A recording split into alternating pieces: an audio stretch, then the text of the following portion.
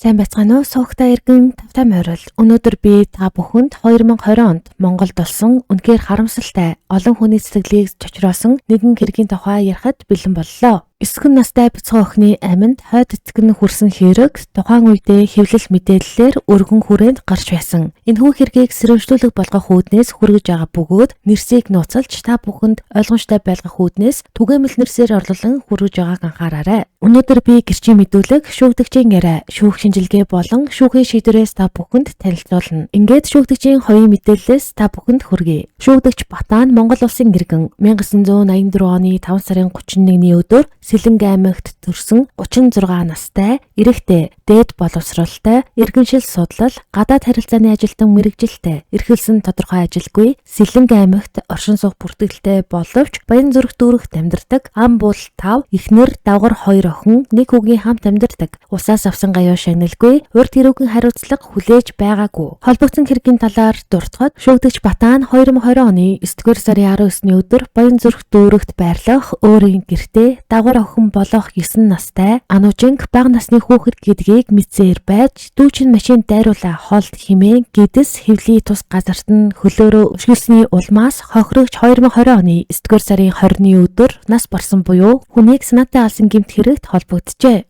Ингээд тухайн хэргийн талаар гэрчүүдийн мэдүүлгүүдийг сонсцгоё. Ам хохирогчийн ээж Туяагийн мөрдөн шалгах ажиллагаанд мэдүүлсэн мэдүүлгийг хүргэе. 2020 оны 9-р сарын 19-ний өдөр буюу хагасаа өдрийн өглөөний 06 цаг өнгөрч байхад хөгжлийн бэрхшээлтэй том охин 12 настай мөнхжин, бага охин 9 настай Анужин нөхөр Батаанар босчихсон байсан. Баг хүү төрөө надтай хамт унтаж байсан. Тэгэхэд Батаа охин Анужинг тоосоо арч гэж чанга орилсон. Тэгсэн би юу болоод байгаа юм? Яасан гээд сэрсэн чинь яагаачгүй чи унт гэж нөхөр Батаа хэлсэн. Тэгэхэр нь буцаад унтах гээд нүдэн анаад байж байхад Батаа охин Анужинг чи гарч над юм хумаасаа олигтойхон хийгээрэй гээд загнаж байсан. Тэгээд би хэсэг унтаж байгаад сэрэхэд Батаа орондоо орчихсон. Цаашаа хараад хөвтөж байсан. Би босоод баг хүү төрөөг сэрээж хувцаслаад хүүгээ босгож нүүр амыг нугаагаад бантан хийж өгөөд гурил зуурч хоёр охиндоо гамбар хайрч өгсөн. Тэр үед хоёр охин гэрийн гадаа хашаан дотор Анужин игч мөнхжинг дасгал хийлгэж хашаан дотор алхуулаад амраагаад байж байсан. Тэгээд цай унд өгчгөөд нөхөр Батаа баг хүү төгсөө бид гурав наран туул зах руу орж гэрийн дулаалга авахаар гэрээс гарсан. Явахдаа гэртээ хоёр охиноо цойжлоод унтаад байж байгээд орыг нь засаж өгчгөөд явсан. Наран туул зах руу автобусаар явсан. Автобусанд явж байхдаа нөхөр Батаатай муудалцаж нөхөр зах руу ямааргүй байхад чинь гээд автобусанд төвжирж явж байхдаа бухимдаад уурлаад байсан. Тэгээд автобусанд 2 настай төгсөөг тэрж байгаад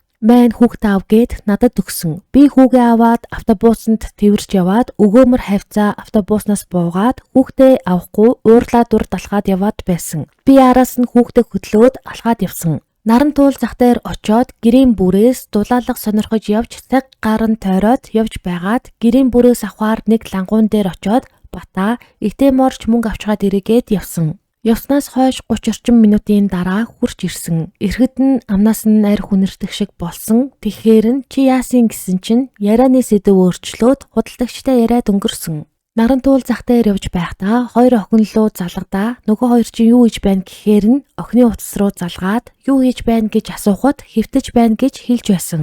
Зах дээр явж байх хугацаанд би 2 удаа нөхөр Батаа 2 удаа охтуудтайгаа уцаар ирсэн. Батаа төрүүлээд урд алхаж байхдаа уцаар ирсэн болохоор юу гэж ирснийг нь мэдэхгүй байна. Наран туул цагаас 16 цагийн үед гэрийн бүрээс худалдаж аваад гарсан. Гэртээ 17 цагийн үед ирэхэд Анужин гэрээ цэвэрлжсэн будаа шашны саванд цай чанаад сууж байсан. Тэгээд Анужин харахад нүүрэн цонхисэн байхаар нь "Яасан миний охин" гэсэн чинь ээж гэдэс жоохон өвдөөд гэсэн. Тэгээд харсан чинь духан хөөхөрчихсэн байхаар нь "Энийгээ яасан юм" гэсэн чинь "Юм өргөсөн" гэсэн. Тэгэхээр нь "Юу мөргсөн юм" гэсэн чинь "Хаалга мөргсөн" гэж хэлэхээр нь юм хумаа харахад яадаг юм.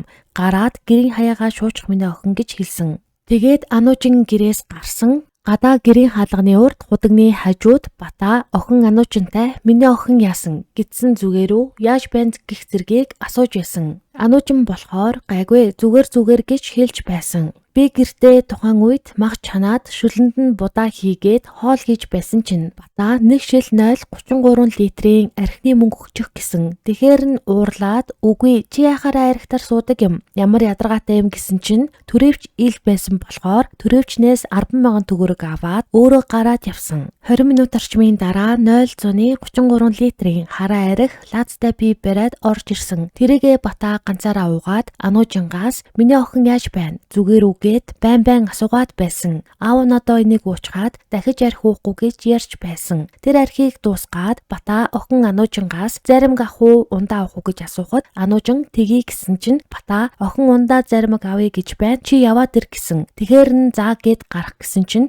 1 лаац пив авчаарай гэсэн. Тэгээд би дэлгүүр орж 2 заримг, 1 ундаа, 1 лаацтай пив авчирч өгсөн. Тэгээд орж ирэхэд хүүхдүүд тоглоод зурагт үзэж байсан. Бата гар утсаараа оролдоод сууж байсан. Авч ирсэн ундаанаас Ануужинд 1 аягийг хийж өгсөн чинь бүгднгээ нуусан. Заримгаа идэхгүйгээд задлаад өгсөн чинь заримнаас 1 хазаад дахиж идээгүй. Надад ээж хөлдөөж өглөө идий гэсэн. Тэгээд хоол болоод хоолноос Ануужин баг зэрэг идсэн. Батагийн арх пивэн дууссан чинь дахиад надаас 1 шил арх нэхэж байгаад 20,000 төгрөг өгч явуулсан. Бата өөрөө дэлгүүр орж 1 шил 0.33 литрийн арх 3-аас 4 ширхэг тамхи аваад хариулт мөнгийг нь надад буцаагаад өгсөн. Тэгээд орж ирээд архинасаа 2-оос 3 татчаад гарч хамаатны эгчтэйгээ уцаар яриад байсан. Уцаар ярьж дуусаад гэрт орж ирээд унтсан. Би мөнхчин гадаа гаргаж шээлгээд унталсан. Ануужин орон дээрээ хөвтөж байсан. Би төгсөөтэй хамт хөвтөж байсан. Хөвтөж байхад Ануужин ээж ус хийгээд өгөөч гэхээр нь би хийж өгсөн чинь уусчихсан. Тэгээд намайг 0 орох гэсэн чинь хамт гарыгээд би шээчгээд төрүүлээд орсон. Ануужин араа судалгүй орж ирсэн. Тэгэхээр нь баас юм уу гэсэн чинь баасан гэж хэлээд хэвтсэн. Хэвтэж байхдаа гидс өвдөөд байна гэд гидсээ дараад байсан. Тэгэхээр нь яг яаж өвдөж байгаа юм гэсэн чинь базлаад өвдөөд байна гэсэн. Тэгэхээр нь би өвчин намдахлаа хийж өгөөд ам мөгцлийн им өгсөн.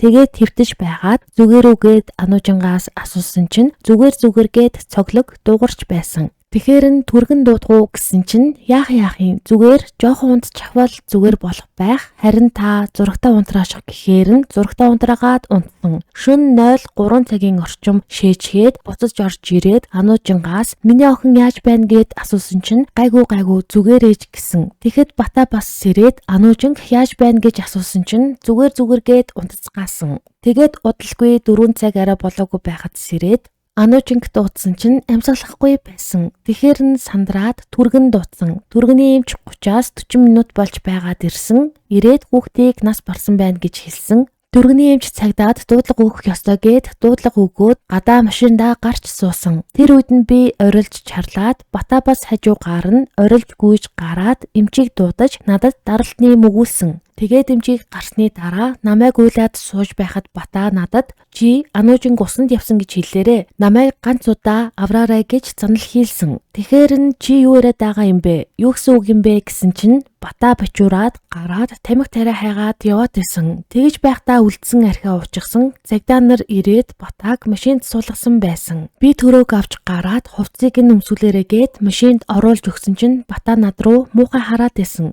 Тэгээд намайг нэг цагдаа хашаанаас гаргаж машиндаа суулгаад надаас юм асуугаад охины дух яагаад хөөгөрсөн гэдгийг асуусан. Тэгэхээр нь би охины хэлснээр хаалга мөргсөн гэж хэлсэн. Тэгээд машинаас буугаад хашаанд орж ирээд Батагийн сууж байсан машинд суухад би Ануужингийн тухайг цогсон гээд үнэнээ хэлчихлээ гэж хэлсэн. Тэгэхээр нь чи юу яриад байгаа юм? Яхаараа чи цогтөг юм гэсэн чинь машины купер янзалж байгаад цогсон гэж хэлсэн. Тэгэхээр нь би уурлаад яхаараа тэгдэг юм гэсэн чинь цагдаа нар бид хоёрыг тусгаарлаж суулгасан. Тэр үед Бата бас над руу муухай хараад л байсан. Намайг 2018 оны намар байх яг он сар өдрийг нь санахгүй байна. Чулоовонд нийтийн байранд амьдарч байхдаа хажуу талын айлын 2 хүнтэй Бата наригтар суусан. Тэгээд би хажуу айл руу орсон чинь намайг пиво гэхээр нь тэрнээс нь хэд балгаад гэртээ орсон чинь Бата уучихсан юм уу гэж хэрэлдээд маргалдаад миний дух руу гараараа цохиод духан дээр хөхөрч байсан. Тэгсэн хажуу айлын ихч орж ирээд чи яхаараа нэлэх хүүхэдтэй эхнэрээ зоддог юм. Цагдаад дуудлага өг гэхээр нь би яагаад өгөхгүй байсан чинь тэр их жуцаар залгаад надад утсаа өгөөд би цагдаа дуудаж батааг эрүүлжүүлэх рүү авч явсан. Маргааш нь цагдаа дээрээ очиод гомдол саналгүй гэж хэлсэн. Яагаад гэхээр би өөрөө ажил төрөлгүй бата мөнгө төгрөг олж байсан болохоор ууж байгаад аваад гарсан. Мөн 2018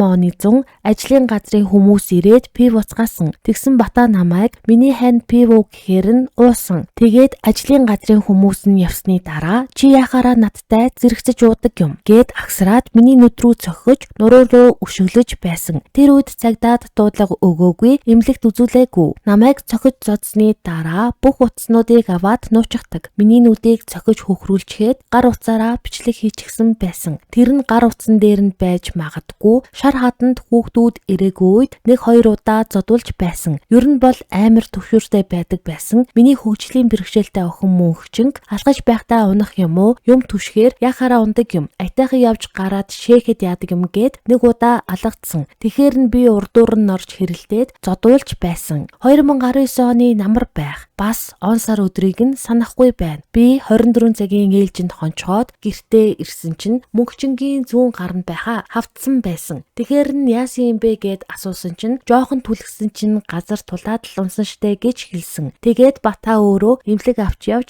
боолгож гипс хийлгэж байсан. 2018 оны намар байх. Яг хизээ гэдгийг нь санахгүй байна. Нэг ажилласаа ирсэн чинь бата ануужинг загнаад чи яхаараа тэгдэг юм гээд чанга хашгирч байсан. Тэгэхээр нь яасан юм гэж ануужингаас асуусан чинь юм хэлэхгүй байсан. Маргааш өглөө нь ануужин алга болоод 4-5 цагийн дараа улаастай хуучин эцсийн дэлгүүрээс олсон. Тэгээд ануужингаас яагаад алга болсон юм бэ гэж асуусан чинь ааваа сайгаад аав намайг гидс рүү цогсон гэж хэлсэн. Тэрнээс хойш ануужинг намайг байхгүй үед цохиж зоддог болсон юм шиг байна лээ. Намайг гэрэхэд л энэ тэнд нь хөхөрчихсөн байдаг. Яагаад хөхөрсөн гэж асуухаар энэ тэнд юм мөрөгсөн гэж хэлдэг. Би уурлаад яхаараа тэгдэг юм гэхээр л намайг дарамталж айлгадаг юм. 2020 оны 6 дугаар сард эмнэлгээс гараад ирсэн чинь ануужингийн баруун гар нь хөхрөөд хавдчихсан байсан. Тэгэхээр нь яасан юм гэж асуусан чинь наад хоёр чинь уулын өрөө давхралдаад унсан штэ. Тийм бидтэй ануужин гэсэн чинь ануужин тиймгээд яг үгээр нь хариулж байсан. Тэгээд хүүхдээ өөрөө авч яваад эмнэлэгт үзүүлсэн чинь 4 хавирга нь хугараад эдгэрсэн байна гэж хэлсэн. Тэр үед л хавирга нь хугарсан гэдгийг нь мэдсэн. Ер нь бол батаанд байнгын дарамтанд байлгадаг. Би ануужинг цогсон юм гэхээр нь юу цогсон юм бэ гэсэн чинь гэдэс рүү цогсон юм а гэд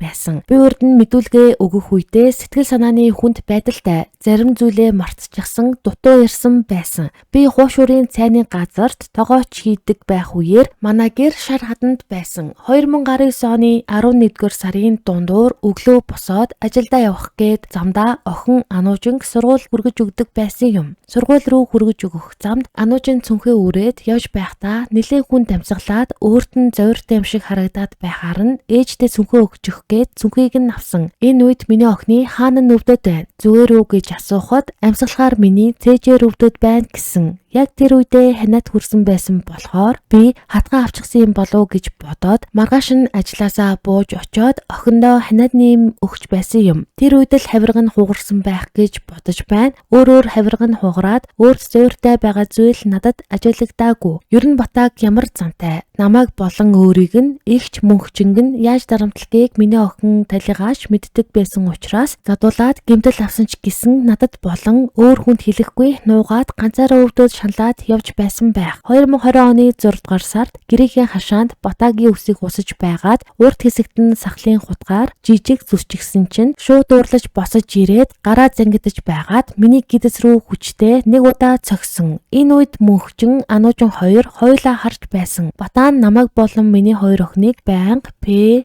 яа гэд хамгийн муу мухаа үгээр тогтмол бүр хараадаг байсан. Мөнхчин гэрүүл болгоно гэд тогтмол дасгал хийлгэн өөрт нь хэрэгтэйгээд хүчээр өглөө бүр орноос нь 6 цагт босгоод гадаа гараа зогс гэд гэрээс гаргаад зогсоочихдаг байсан. Би эхлээд бол 3 эмэгтэй хүнийг дээрлэхэж байна гэж хэлдэг байсан боловч намайг 2 хачин юм дагуулж ирчгээд чи тэгвэл энэ хоёроо аваад зайл гэд намайг зодоод заа зуур хутга аваад ална гэж гараараа далаалгадаг байсан. Энэ үед миний талигаач охин байн хажууд байдаг байсан. Батаг бодуулж чадахгүй өөрөө айгаад нүд нь бүлтгнээд уйлдаг. Би сүүлдээ зодуулахаас айгаад Хэлж чадахгүй хоёр охиноо өмөрч чаддаггүй. Батаал миний хоёр охиныг өглөө бүр хүчээр босгож мөнхчин гадаа гаргаж ануужинг гэрээ янзал тоосоо арч битгий их унтаад бай гэдэг. Би жаах унтуулчих гээд гуйхад эмэгтэй хүүхэд их унтаж болохгүй пэмин. Чи юугаа мэддэг юм? Чи өөршгөө яа болгох гээд байгаа юм уу гэдэг. Би зодуулсныхаа дараа гэрээс явна гэхээр миний бүх утсыг аваад нуучгадаг. Гэрээс биднийг гаргадаггүй байсан учраас би цагдаа болон эмнэлэгт хандаж чаддаггүй байсан. Маргааш нь хандах гэхээр бас айгаад ерөн цагдаад хийлж чаддаггүй байсан. 2019 оны 8 дугаар сард Улаастад байшин түрээслэн амьдарч байхад Бата согтуу гэрт орж ирээд мөнгө нэхээд өгөхгүй гэхээр мөнхчин ануужин хоёрыг чи юм уу над хоёр гүлгнүүдээ аваад зайл геймэн гээд агсан тавиад намайг гараараа зодож байгаад өснөөс цулгааж толгоогоор минь байшингийн ирмэг мөргүүлээд толгоо хаглаад их цус гарсан чинь Бата айсан бололтой агсан тавихаа болоод өөрөө миний толгоог усаар угааж боож өгсөн. Дараа нь 2020 оны 3 дугаар сарын сүүлээр шар хатанд түрээслэн амьдардаг байсан хашаа байшинд нэг хашаанд амьдардаг байсан Монгол гэртээ айлын нөхөртөнд Бата намайг хартаад чи тэр урд талын гэрийн залуутай яваад байгаа юм биш үү? Та хоёрыг хамт ална шүүгээд тэр шөнөө урд талын айлын гэрийн хаалгыг 2-3 цагийн хугацаанд нүдээд хаалгаа тайл алан чамаа гээд орилоод бүү юм болсон. Урд талын айлын залуу айгаад хаалгаа тайлаагүй. Хаалгыг нүдэж байгаад гэртээ орж ирээд гурлийн элдвэр аваад над руу дайраад зүүн хөлийн гуй руу хит хит удаа цогсон.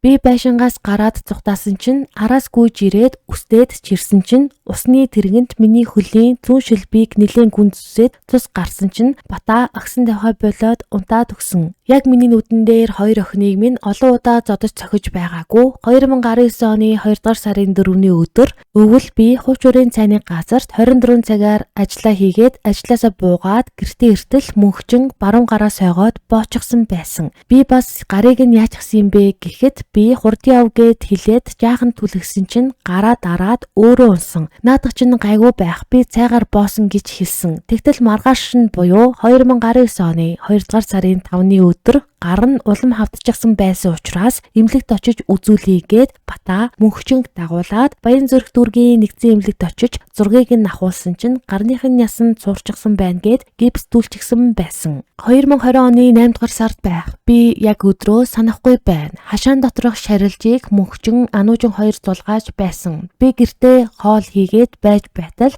гэрийн гадаа ануужин сонин хоолоогоор дуурах шиг болохоор нь би гэрээс гараад хартал гэрийн хойд талд ануужинг зогсоо байдалтай байхад нь Бата хоёр гараараа хоолоог нь боогоод ануужингийн царайнд сонин болчихсон. Нүд нь аниатай байсан. Би хөөчи болооч юу болоод байгаа юм бэ гэж ойрлоход Бата гараа тавьсан. Гэтэл ануужин газарт шууд унчихсан. Би хүүхэд ухаан алдчихсан байна штэ гэхэд ануужин гадраас тэрж аваад тэгсрээд худлаа баашлаад байна. Наад мучин гисэн. Энэ үед ануужин сэрээд бид нар гэрлүүгээ ороод би Бата дурлаад чи яаж байгаа юм бэ? Хүүхэд аллаа. Ядарсан бид гурыг дандаа чи дээрлэж байх юм а гэхэд миний урал руу гараараа хүчтэй цохиод авахар нь би яагаад хэрүүлхийхээ болсон. Тэгээд байн хоёуланг нь дарамталж харааж хоол унд өгөхгүй байлгаад байдаг байсан. Хэрүүл хийвэл чамаас болж байгаа шүү. Хоёр охин чинь чамаас болоод хоолгүй байгаа гэд миний хоёр охинд хоол идүүлэхгүй унтуулж байсан олон өдрүүд байгаа. Би хоёр охиноо өсөж байгаа байх гэж бодоод Бататай хэрүүл хийхгүй өөрөө хараалгаж аяыг нь олж хоёр охиндоо хоол идүүлдэг байсан. Бата их огцсон мууртай, уурлахаараа би зүрхний гажигтай.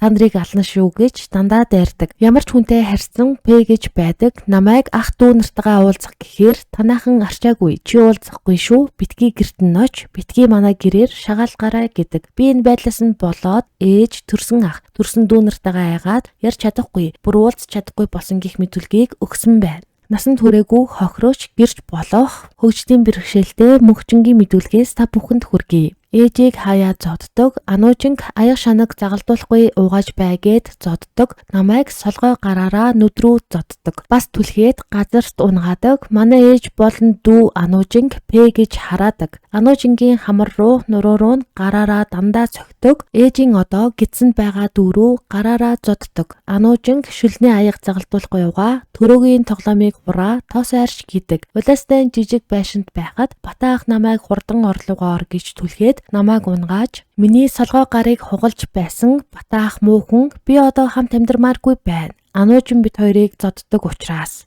Би ануужин дуугээ санаж байна. Би үлгэрийн ном уншуулмаар байна. Улаастай том шаттай байшинд намайг хуучин хар өнгийн саатав пүүцтэй байх үед батаах миний хавирга руу цохоод би газарт унаж байсан. Батаах миний хавирга руу гараараа цогсон гэх мэдүүлгийг өгсөн байна. Шүүгдэгч Батаагийн эргэн тойронд нүүц судалсан газар бүртэн байсан гэрчийн мэдүүлгүүдээс нь та бүхэнд хүргэе. Гэрч Солонгогийн мэдүүлгээс Батаагийнх залуу эхнэр охины хамт манай түрээсний байрны нэг давхрын 4 тоотыг түрээслэж 1 жилийн хугацаанд амьдарсан. Энэ үе нь 2017-оос 2018 оны хооронд. Эхний 3-аас 4 сарын хугацаанд ямар нэгэн чимээ шуугангүй амьдарч байгаад эхнэрээ байхгүй байх үед хөгжлийн бэрхшээлтэй охиныг зодоод уйлуулад байдаг. Манай нөхөр Батаа дээр ороод "Боль ийм нэлэх хүүхдийг яагаад зодоод байдаг юм бэ" гэж нэлээд олон удаа хэлээд сүүлдээ охиныг нь суулгаж босгоод удаан хугацаагаар зодоод байсан учраас нөхөр маань эхнэртэй нь уулзаад "Миний дүүг байхгүй үед охиныг чинь зодож байнга уйлуулад байна. Миний дүү ийм хүнээр яах вэ?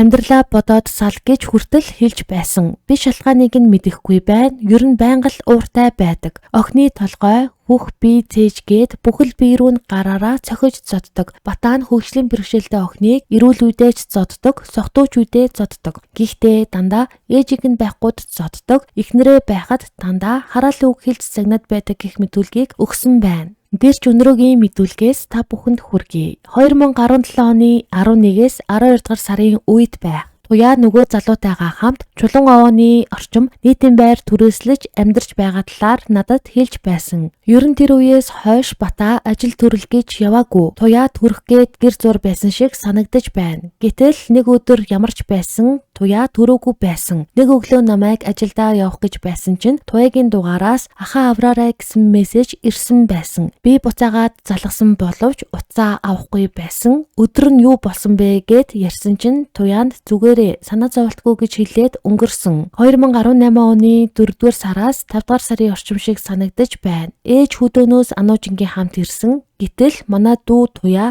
охин ануужинг гэртээ аавна гэж уурлаад буцаагаад хөдөө явуулахгүй гэж бөө юм болж байгаад авч үлдсэн.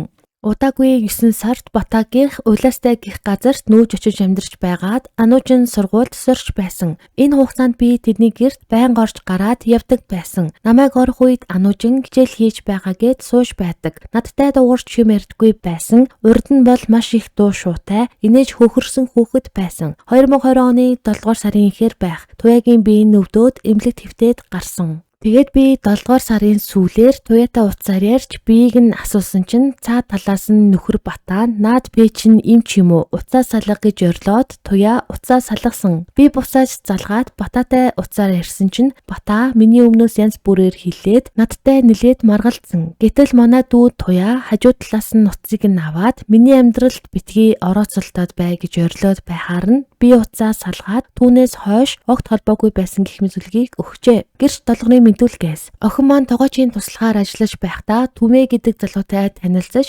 дундаасаа мөнхчин ануужин хоёрыг төрүүлээд нөхөр нь Солонгос улс руу гэрээгээр 2011 оны үед яваад тэр чигтээ гэр бүлээ хаяад тэндээ өөр эмэгтэйтэй гэр бүл болчихсон. Би охиноо 2 хүүхэдтэй нь гэрлүүгээ Ар хангай аймаг руу авч яваад 6 сарын хугацаанд амьдарч байгаад манай нөхөр өвчнөөр тухайн ондоо нас бараад бид нар буцаад хотод ирээд Улаанхуаранд нутгийн танил хүний хашаанд амьдарсан. Охин маань буцаж тогоочийн ажилдаа ороод би 2 охиныг нь харж байгаад 2016 оны 9-р сарын үед Ар хангай аймаг руу би гэрээ нүүлгэж Туяагийн охин ануужинг авч яваад сумын цэцэрлэгт оруулж төгсгөөд 6 настай байхад нь сумын 8 жилийн сургуулийн 1-р ангид орсон. Талигачийн эгч мөнхчинг бас над руу явуулж бид нар хамт амьдарч байсан. Удалгүй манай охин жирэмсэн болсон талаараа надад уцаар хэлсэн. Хүүхдийнхээ эсгийн талаар зөвхөн Батаа гэдэг нэр л хэлсэн. Охин Туяа зан хаашийн хувьд ажилсаг хүнд тусархгүй, хүнтэй нийтэж илүү дутуу үггүй, хэлэх зүйлээ хэлчихдэг.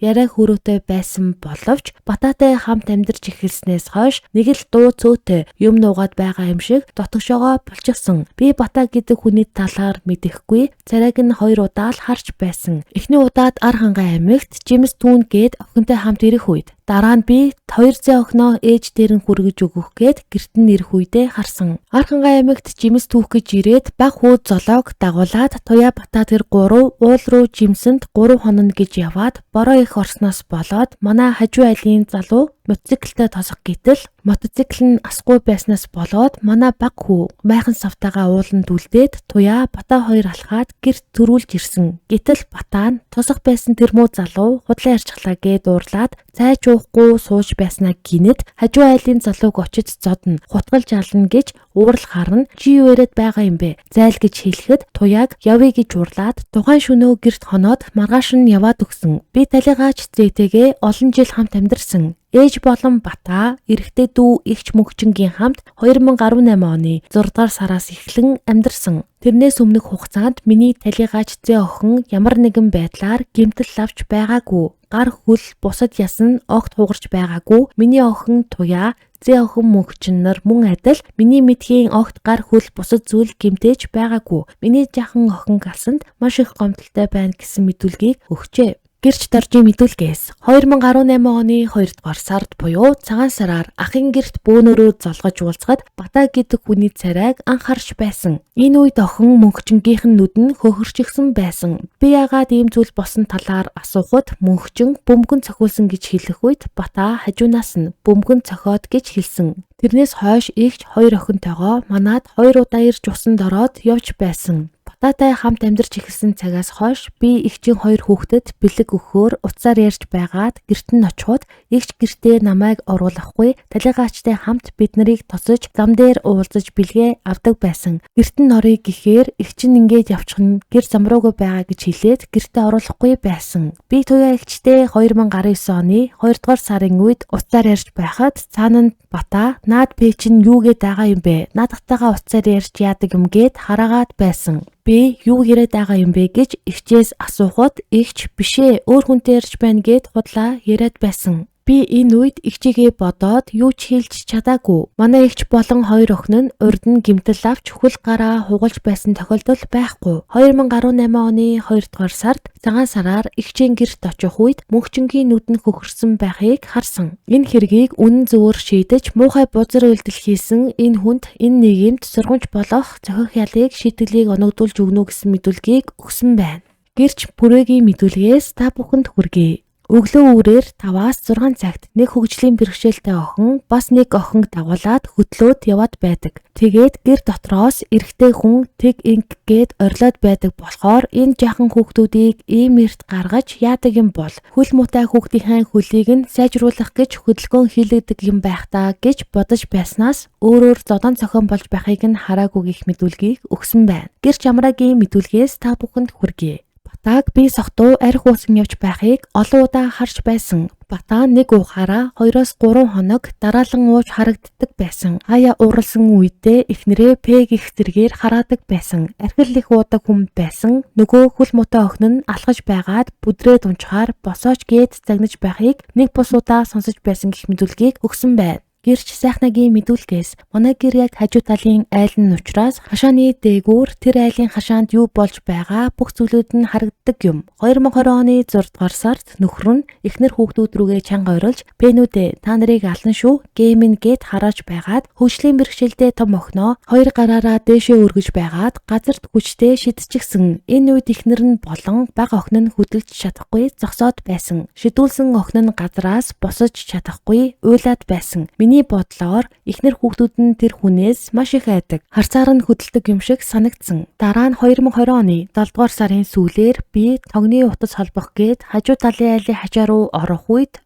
урд өмнөхтэй адилхан эхнэр 2 охин лууга "ПГ ална шүү та нарыг" геймин гээд бүх хараалын үгээр хэлээд хараагаад байсан. Ер нь гэр дотроо байнга л эхнэр хүүхдүүдээ хараагаад орилоод уйлуулад байдаг гэх мэдүүлгийг өгсөн байна. Гэрч цалмангийн мэдүүлгээс эхнэртэйгээ маргалдаж муудалцдаг гэдгийг нь сайн мэдэхгүй байна. Дагуур охиноо байнга л загнаж зоддог юм шиг байна лээ. Нэг удаа хаалхан дутуу онгоосон байхад нь гэрээ үүднийх нь хажуугаар өнгөрөхөд Бата нь охиноо бос суу гээд босгож суулгаж загнаад байсан. Тэгэхэр нь харж хаад явсан. Буцаад коридороор 10-аас 15 минутын дараа явж байхад тэр охиноо бос суу гээд загнаж байхаар нь ороод "Чи одоо болоош" гэж хэлж байсан. Манай охин бага насных болохоор тэдний охиныг гарч хамт тоглоё гэсэн чинь аав намайг гэрээ түүнээс гарвал ална гэд гараагүй гэдгийг нь манай охин надад хэлж байсан. Би Батааг тэр хүүхдүүдийн хойд эцэг гэдгийг нь мэдээд чи яагаад энэ нэлэх хүний хүүхэд ингэж зовоож байдаг юм гэж хэлсэн. Тухайн үед миний буруу гэж хэлж байсан. Ер нь Батаа нийтийн байранд байх хугацаанд охиноо загнаж нахуугаар нь дуудаж орилж хашгирдаг. Тэр үед нь тэр жаахан охин нь чимээгүй уйлаад айсан байдалтай байдаг байсан гэх мэдүүлгийг өгчээ.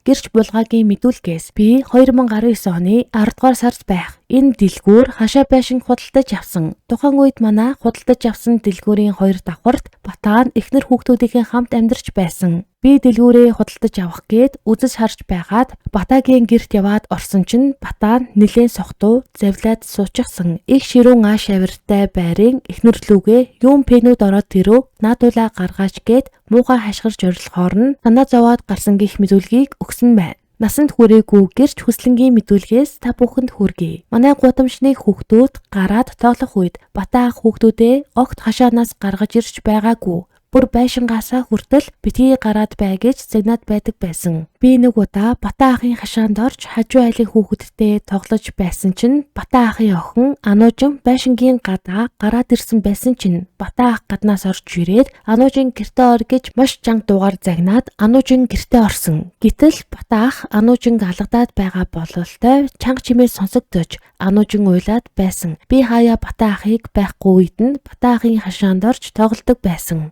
Тэр үед бол Ануужин зарим үед хөлн гэмтсэн, зарим үед гар нь гэмтсэн, нүүр нь хөхөрсөн байдаг байсан гих мэдүүлгийг өгсөн байна. Шүүгдэж Батаа нь нэлээд олон газраар нийтийн байр түрээслэн амьдарч байсан. Тухайн үед эргэн тойронд нь амьдарч байсан хэрэгтэй гэсэн гэрчүүдийн мэдүүлгээс та бүхэнд уншиж хүргэлээ. Шүүхийн шинжилгээний үндэсний хүрээлэнгийн 2020 оны дүгнэлтээр талигааж Ануужингийн биеэс олон төрлийн гэмтэл тогтоогджээ. Үүнд гарын хуруу, гидэс, бөөр, хөмсөг, дуух, хацар, өвдөг болон хавирганд цус хуралд нэцэрсэн шарах, хуучин хуурал зэрэг гэмтлүүд тогтоогдсон байна. Зарим гэмтэл нь нас барахаасаа 12-оос 18 цагийн өмнө үүссэн бол зарим нь хэд хоногийн өмнө, зарим нь бүр 1 сараас дээш хугацааны өмнө үүссэн хуучин гэмтэл байсан байна. Хамгийн ноцтой гэмтэл нь хэвлийн битүү гэмтлийн улмаас 12 хуруу гидэс цоорч, гидсний агуулмж хэвлийн хөндөд тарж, олон эрхтний дутагдал үүсгэж нас барсан байна. Талигаачийн охин хальс бүрэн гэмтэлгүй байна. Өмнө нь бэлгийн харьцаанд орж байгаагүй болно. Өтрөөний арчтас налтанд эр бэлгийнээс илрээгүй гэсэн дүгнэлт гарсан байна. Шүүх шинжилгээний үндэсний хүрээлэнгийн 2020 оны 10 дугаар сарын 1-ний өдрийн 38-50 дугаартай шинжээчийн дүгнэлтэнд талигаачийн төрсөн эгч болох 12 настай мөнхчингийн биед баруун богдос ясны дунд хэсгийн ташуу зүрүүгийн хуучин хугарал,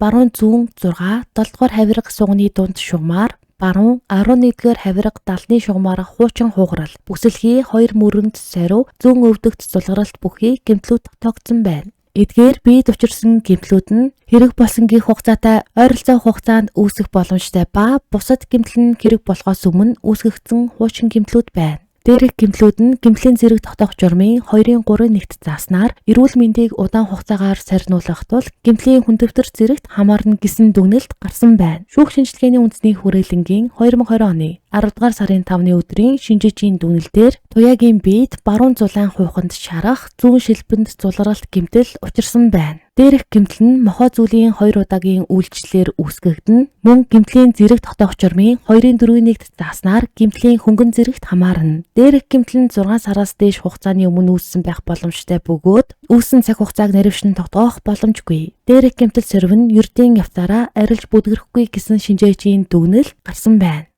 Шүүгдэгч Батаагийн цуснд хийсэн шүүхийн шинжээчдийн дүгнэлтээс үзэхэд шинжилгээний ирүүлсэн цуснаас 0.6 промилле спиртийн агуулмж илэрсэн байна. Энэ нь хөнгөн согтолтын түвшинд хамаарна гэсэн дүгнэлт гарчээ. Сэтгцийн эрүүл мэндийн үндэсний төвийн шинжээчид Батааг шалгаад дараах дүгнэлт гаргасан. Батаа сэтгцийн ямар нэгэн хүчингүй бөгөөд мэдүүлэг өгөх, хэрэг хариуцах бүрэн чадвартай, хэрэг үйлдэж байсан үедээ өөрийнхөө үйлдэлийг ойлгож удирдах чадвартай байсан, мөн ямар ч хүчтэй сэтгэл хөдлөл, чочрол, эсвэл сэтгэц идэвхт эм бодисын нөлөөнд давтагдаж байсан шинж тэмдэг илрээгүй. Энэ нь Батаа хэрэг үйлдсэн үедээ сэтгэл санааны хувьд бүрэн хариуцлагатай байсан гэдгийг нь нотолж байна. Мөн сэтгцийн эрүүл мэндийн үндэсний төвийн шинжээчид 12 настай хөгжлийн бэрхшээлтэй мөнхчин шалгаад дараах дүгнэлт гаргажээ. Мөнхчин оюуны хөнгөн хомсдолтой гэхдээ өөрийн оюуны хөгжлийн төвшөнд хэргийн талаар мэдүүлэг өгөх чадвартай. Харин хүчирхийлэлд өртснөөс үүдэлтэй сэтгэл зүйн дарамт, хямралд орсон эсхийг наривчлан тогтоох боломжгүй. Цаашид сэтгэл зүйн хямралд орох эсхийг урьдчилан хэлж чадахгүй. Энэ нь мөнхчин хэргийн талаар мэдүүлэг өгөх чадвартайч сэтгэл зүйн хувьд зарим талаараа мэдэгдэхүйц мэдрэмж өөрчлөлтөд хязгаарлагдмал гэдгийг харуулж байна гэсэн дүгнэлт гарсан байна. Ингээд бүгдээрээ яллагдагч Батагийн мөрдөн шалгах ажиллагаанд өгсөн мэдүүлгээс сонсцгоё. Би 2020 оны 9-р сарын 19-ний өдрийн өглөө 07 цагийн үед босоод баг хүүгээ хувцалсан. Мөнхчин ануужин 2 бас босчихсон байсан. Би гэрийн гадаа байдаг машины аккумуляторыг холбоод машиныг асаасан. Тэр хооронд ануужин дүү төрөөг харж байгаа байх гэж бодоод машина баг зэрэг хойшоо ухраасан чинь хойд талд төрөө зогсож байхаар нь би хөөй ануужин чи чин дүүгээ авахгүй яасан юм бэ? Машин дариулаа штэ гэд уурлаад ануужингийн гидэс рүү хөл нүцгэн хөлөөрөө нэг удаа өшөглөж газарт унгаахад ануужин газарт хүчтэй унаад газраас босоод гэрлүүгээ орчихсон. Би машинаа унтраагаад араас нь гэрлүү орсон. Ер нь бол ануужин гэртээ бүх зүйл зарагддаг учраас би ануужинг дуудаад гаднаас ануужин би 0-д бааж байна гэж орилсон. Тэр үед ихнэр орноосоо босоод хоолоо хийж идээд зах руу гэрийн дулаалга авахаар явъя. Наад машин чинь бүтэхгүй юм байна. Автобусаар яваад эрэхтэй такси барина гэсэн. Энэ хооронд ануужин 2 ч удаа гарч 0-д би засаад орж ирсэн ба гидсээ бариад ивхрээд байсан чинь ихнэр чиний би яачихсан юм бэ? Юу нүвдөд байна гэж асуухад гидэс өвдөд байна гэж ануужин хариулсан. Тэгээд өдрийн 12 цаг өнгөрч байхад ихнэр бид хоёр баг хүүгээ аваад Нарантуул зах руу явсан. Ануужин их чигээ хараад цай хоолоо идээд гэртээ байж байгаарай гэж үлдээсэн. Би зах яваад ирэх замдаа ануужин гүглөө нэлээд хүчтэй өшгөлж гээд нэлээд санаа зовоод ануужингийн тухайн үед ашиглаж байсан дугаарлуу нь залгаад би энэ яаж байна? Зүгээр үү? Гидсэн нүдэж байна уу гэж асуухад гүлэх нь гайгүй болчихлоо гэж хэлсэн. Би зах дээр 100 хайж явж байгаад барилга дээр ажиллаж байхдаа зүс таньдаг болсон залуутай таарсан. Надаас мөнгө байна уу гэж асуухад 10,000 төгрөг гаргаж өгсөн. Би тэр үед арх умаар санагдаад байсан учраас тэр залууг архинд яваад тэргээд авчирсан архинаас нь 200-аас 300 г орчим уугаад эсгийн үзээд явж байсан эхнэр дээрээ утсан. Орой 18 цагийн үед гэрт ирэхэд ануужин цайгаа чанаад байж байсан. Би эхнэрээс ганц 330 грамтай хараа арх аваад ууя гэж гуйгаад дэлгүүрээс би өөрөө арх авчирч гэртээ ганцаараа уусан. Арх ууж байхад ануужингийн нүд нь сонин харагдахаар нь яаж байна минь охин зүгээр үү? Өнөөдөр жингөө санаа их зовлоо гэж хэлээд гидсэн дээр нь гараараа дараад үцгэд нэлээд хатурчихсан байсан. Ануужин ус уухаар бөөлжөд байгаа. Би өдөр цай хоол идэх гэхээр чадахгүй байгаа. Идмэргүй байгаа гэхдээ чи мууж байгаа болохоор тэгж байгаа байх гэж хэлсэн. Энэ үед ануужин ус уучгаад бөөлжлөө гээд угаалтур руу бөөлдсөн. Надад хандаж аав би хүүтийн мууч авал гайгүй байх гэж хэлэхээр нь эхнэр туяаг чи дэлгүүр яваад ануужинд ундаа заримыг аваад өг бас надад ганц би яваад ир гэж хэлээд дэлгүүр явуулаад лаацтай пи буучгаад дахиад эхнэрээс мөнгө аваад ганцаараа дэлгүүр яваад 200 грамтай хараа арх лаацтай нийслэл пи 2-ыг аваад гэртээ ирээд ууж байгаад тасраад унтчихсан байсан. Шөнө 2 цагийн үед би ирээд ануужин аавд ус хийгээд ирээж гэхэд ануужин заа гэж дуурч байсан боловч надад ус хийж өгөөгүй хэсэг унтчихсан байсан. Үрээр 05 цагийн үед л байх. Эхнэр туяа сэрээрээ түргэн дуудаарай ануужин сэрхгүй байна гэд огноо тэврээд орлоод уйлаад байсан. Би сандарч босоод түргэнлүү залгаж дуудлага өгөхөд эмч очтол та нар өөрсдөө анхны тусламж үзүүл цээжин дээр нь дараад хиймэл амьсгал хийгээрээгээд утсаар яриад заалгаж байгаад би ануужинд хиймэл амьсгал хийсэн. 4-5 минутын дараа түргэний машины жолооч зам зааж өг гэж утсаар ирсэн. Би гэрээс гараад замаас нь татаж аваад гэрийн гадаа авчирсан. Эмч орж ирж ануужин гүзээд нас барсан байна гэж хэлсэн. Надаас боллоо гэж чан хэлээд их сандарснаас болж юм ярьж чадахгүй. Түргэний эмч надад даралтны юм өгсөн. Би гэрт байсан үлдсэн архиа уусан. Удалгүй цагдаа нар ирээд намайг аваад явсан. Би огныхоо хотоодных нь доод хэсэгт хөл нүцгэн гуталгүй баруун хөлөөрөө нэг удаа хүчтэй өшөглсөн. Би нэг л удаа өшөглсөн. Өөрөөр зодож цохоогүй. Би өөрийгөө тэгдэггүй байсан, ингэдэггүй байсан гэж ярмааргүй байна. Гэр бүл болсон хойно эхнэр бид хоёр хоорондоо маргалдах зүйл гардаг байсан. Ануужингийн бол бүкс рүү нь хаяа хөлөөрөө цогтөг. Бас толгороо нь гараараа нударчих тохиолдлууд байсан. Эхнэр туяаг 2018 оны үед яг сар өдрөө сайн санахгүй байна. Баг хүү төрчихсөн гэр чулуун ууны түрээсийн байранд байсан. Эхнэр бид хоёр ээлжлээд хүний 24 цагийн хуучурын цайны газарт ажилдаг байсан. Би ажилдаа эхнэр хүү төрөө мөнхчин хоёртой гэрт үлдсэн боловч над руу сохтуу шөнийн 2 цагт залгаад харин унтах гэж байна гэж хэлээд цаад талд нь хүмүүс шуугилдаад байсан учраас би шууд такси бариад гэртээ очиход эхнэр сохтуу байсан. Би уурлаад нэлэх хөөгдтэй байж арх уулаа гэд нүүрлүүн гараараа нэг удаа цогсон чинь маргааш нүд нь хөхөрчихсэн байсан. Түргэн зургийн уур бухимдалтай зангаасаа болоод үл хөдлөлөө хянаж чадаагүй байдлаасаа боллоо. Талигаа чухныхоо амь насыг хохирооно гэж өшөглөөгүй. Тухайн үеийн огцон муур уцаараас болоод ийм үйлдэл гаргалаа. Маш их харамсаж байна. Гимшиж байна. Надад өөрийгөө өмөрөх зүйл байхгүй байна. Эхнэрээсээ маш их уучлалгүймаар байна. Хүүхдүүдээ маш их санаж байна. Духан дээр нь овоож хавцсан гэмтэл нь ямар учиртай вэ гэхээр 2020 оны 9-р сарын 17-ны өдрийн пүрэв гарагт би талигаачийг хичээлээс нь аваад хамт гэртээ ирчгээд би хашаандаа байсан машины гал хамгаалагчийг янзалж байгаад талигаачийг бах аваад ир гэж хэлээд удаад байхаар нь хөө яач хуваа гэж хэлээд машиныхаа хаалгыг гадагшаас аваад гартал ануужин машины хаалганд тухаараа цохиулчихсан. Яг тэр үедээ шууд тухан том хавтчихсан юм. 2019 оны 2 дугаар сард байх. Манай эхнэр туяа ажилдаа байсан. Гэрт мөнхчин ануужин төрөө бид 3 үлдээд гэртээ байсан. Мөнхчин би засах гээд байшингийн шатаар бууж байхад нь хурдан явж шээгээд гараараа түлхсэн чинь газарт өнхрөөд унчихсан. Тэр оройдоо баруун гарынх нь шууг хэсгээр хөхөрчихсөн. Гараа хөдөлгөж чадахгүй байсан учраас би халуун хар цайгаар шавшаад маргааш өглөө эхнэрийг эрэхт нь босон асуудлыг хэлээд нэг хоног гарыг нь хараад гар нь бүр өвдөөд Баян зүрх дүүргийн эмнэлэг рүү дагуулж яваад зургийг нь даруулахад баруун гарынх нь шууны савхан яс жаахан зурсан байсан гэж хэлсэн. 2019 оны 8 дугаар сард туяа 24 цагаар тогооч хийгээд гэртээ ажилласаа бууж ирсэн байхад нь хашааны гадаа ажлынхан залуу гадаа довжоон дээр суугаад мөнхчин ануужин хоёрыг өвөр дээрээ суулгаад миний охтууд гэж байсан. Би уурлаад туяаг цогсон чинь байшингийн хананд толгойг нь цогдоод хагарчихсан юм. Хөлний гэмтлийг нь би сайн санахгүй байна. Төрөө орноос өглөөрт боссон. Би хувцсыг өмсүүлсэн. Ануужин гүшгсэн шалтгаан нь төрөөг машины араас авсангүй гэж өшгөлсөн. Би туяаг ахаад жирэмсэн болохоор нь өөрийнхөө муухай зан авирыг засаад сайхан амьдрий гэж ботгоор болоогүй. Миний хувьд надад өөрийгөө мөгөөлж хамгаалаад янз бүрийн байдлаар илүү дутуу зүйл бодож санах зүйл алга. Эцсийн байдлаар мөнхчин талигач хоёрыг анхнаас нь ээжтэй нь хүлээн шуурч болон бүтэн гэж хамт амьдарсан. Би мөнхчинтэй 3 жил, ануужинтай 2 жил байх хугацаанд ээжт нь анх хэлсэн шигэ амьдарч чадаагүй. Энэ нь юу гэсэн үг вэ гэхээр төрсөн эцэг гişг нь хандаж чадаагүй. Энэ хоёр хүүхдийг хүмүүжлдээ ажил хийж чаддаг, аминдаа арчаатай хүүхдүүд болгох гэсэн юм.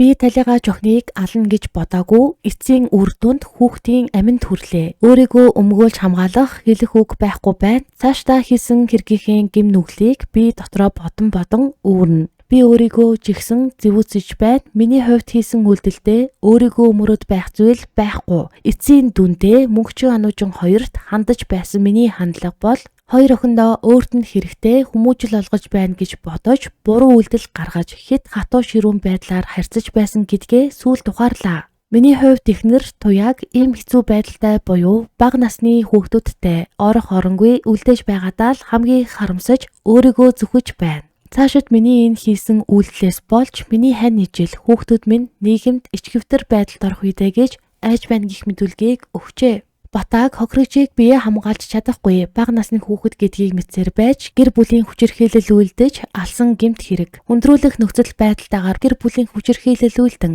үргэлжилсэн үйлдэлээр хоёр түүнээс олон хүнийг бага насны хүүхэд жирэмсэн болохыг мэдсээр байж хүний эрүүл мэндэд хөнгөн хохирол санаатай учруулсан гэмт хэрэг. Хөгжлийн бэрхшээлтэй буюу биеэ хамгаалах чадваргүй бага насны хүүхэд гэдгийг мэдсээр байж хүний эрүүл мэндэд хүндөвтөр хохирол санаатай учруулсан гэмт хэрэгүүдэд тус буруутайд тооцсон 20 жилийн хорих ялыг хаалттай хорих ангид эдлүүлэхээр болсон байна. Энэ бол үнэхээр харамсалтай хүнд гэмт хэрэг юм. 9 настай хүүхэд гэр бүлийн хүчирхийлэл дүрстэн эргэн тойрны олон хүн мэдэж байсан ч хинч шаардлагатай тусламжийг үзүүлж чадаагүй байна. Гэр бүлийн хүчирхийлэл нь дамжирсаар эцэст нь хүүхдийн аминд хүрсэн эмгэнэлт явдал болсон байна. Бид энэ явдлаас суралцах ёстой зүйл гэвэл хэрвээ та эсвэл таны мэдэж байгаа хэн нэгэн хүн ямар нэгэн хүн гэр бүлийн хүчирхийлэл өртөж байгаа бол яаралтай тусламжийн утсанд холбогдсон зохих ёстой байгууллагад нь мэдээлэх ёстой юм. Хүүхдүүдийн аюулгүй байдал бол бидний нэн тэргүүний үүрэг юм. Хүүхдийн тусламжийн 108 утасны үйлчилгээний төв нь хүүхдийн санал бодлыг утас, чат, мессежээр харилцах, зөвлөгөө мэдээлэл өгөх, хүүхдийн эсрэг гэмт хэрэг, зөрчил, хүчирхийлэл, эрсдэл нөхцөл байдалд байгаа хүүхдийн талаарх мэдээллийг 24 цагаар үн төлбөргүй хүлээн авах, хүүхэд хамгааллын шуурхай тусламжийн үйлчилгээ үзүүлэх, хүүхдийн аюулгүй байдлыг хангах, хүүхдийн хамгааллын хариу үйлчилгээ, түр хамгаалан байрлуулах, дараагийн үйлчилгээнд холбон зуучлах, чиг үүрэг бүхий төрийн үйлчилгээний байгууллага юм. Хэрв та хүүхдийн хүчирхийллийг мэдсэн бол хүүхдийн тусламжийн утас болох 108 дугаард заавал мэдэгдэж байгаарай. Энд хүрээд манай дугаар дуусж байна. Та өөрийнхөө санаа бодлыг комент хэсэгт зөв боловсон соёлтойгоор хуваалцаарай гэж хүсмээр байна. Баярлалаа, баяртай.